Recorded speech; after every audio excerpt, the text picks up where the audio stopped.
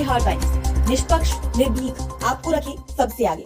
गठबंधन को बड़ा झटका, भाजपा के साथ जाएगी रालोद, इन 3 सीटों पर हुआ समझौता, सपा से बनते बनते यूं बिगड़ी बात। लोकसभा चुनाव से पहले विपक्षी गठबंधन को एक और झटका लगना करीब करीब तय है। राष्ट्रीय लोकदल रालोद के मुखिया चौधरी जयंत सिंह न सिर्फ भाजपा के संपर्क में है, बल्कि 3 सीटों पर सहमति होने का भी दावा किया जा रहा है। सूत्रों के मुताबिक रालोद ने भाजपा से कैराना, अमरोहा, बागपत, मथुरा व मुजफ्फरनगर सीट मांगी थी। भाजपा इनमें से कैराना, अमरोहा और बागपत सीट देने के लिए तैयार है। मथुरा व मुजफ्फरनगर सीट पर पेच फंसा हुआ है। एनडीए गठबंधन में मंत्री पद भी मिलने की संभावना है। सपा से बनते बनते यूं बिगड़ी बात। भाजपा पश्चिमी यूपी में मुस्लिम बहुल सीटों के लिए रालोद को साधना चाहती है। सपा प्रमुख अखिलेश यादव रालोद से गठबंधन की घोषणा कर चुके हैं।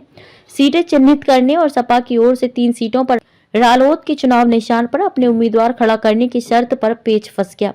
सपा चाहती है कि कैराना, मुजफ्फरनगर और बिजनौर में प्रत्याशी सपा का हो, जो रालोद के चुनाव चिन्ह पर मैदान में उतरे। सपा के समक्ष मुजफ्फरनगर सीट पर रालोद ने दावा ठोका था, जहां बीते चुनाव में दिवंगत अजीत सिंह महज 6000 मतों से हार गए थे। रालोद नेताओं ने कैराना और बिजनौर सीट सपा के बताए प्रत्याशियों को देने पर सहमति भी दे दी थी, लेकिन मुजफ्फरनगर और हाथरस सीट को लेकर दोनों दलों के बीच दूरियां बन गईं। इसी दौरान चर्चा शुरू हो गई कि रालोद अध्यक्ष की भाजपा से गठबंधन की बात हुई है।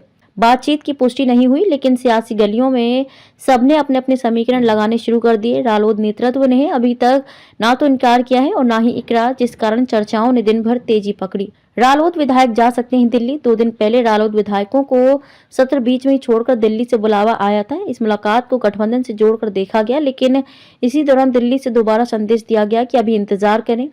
माना जा रहा है कि रालोद नेतृत्व अपने विधायकों से अलग अलग राय लेकर ही अगला कदम उठाएगा। सीटों पर नहीं, भारत रत्न पर भी बात। सियासी गलियों में चर्चा ये भी है कि रालोद मथुरा, बागपत, बिजनौर समेत 4 सीटों पर सहमति देने के लिए तैयार है, लेकिन साथ ही पूर्व प्रधानमंत्री चौधरी चरण सिंह को भारत रत्न दिए जाने की मांग भी रखी जा रही है। साथ ही प्रदेश सरकार में हिस्सेदारी भी रालोद चाहता है।